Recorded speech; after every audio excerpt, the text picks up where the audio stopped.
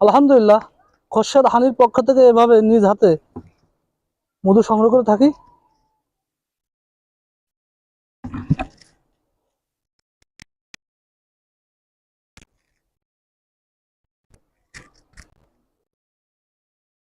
আল্লাহ আকবার।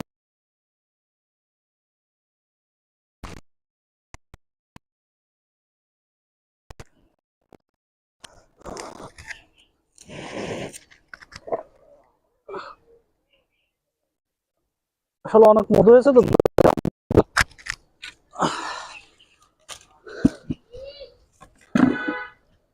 আলহামদুলিল্লাহ, চাক্কাটা শেষ করলাম। আসলে মধু সংগ্রহ করা অনেক রিস্ক, এবং একদিকে হিংস্র মৌমাছি প্রাণী, অন্যদিকে উপরে গাছে বহুত কিছু মেনটেন করে আসলে মধু সংগ্রহ করতে হয় আমাদের।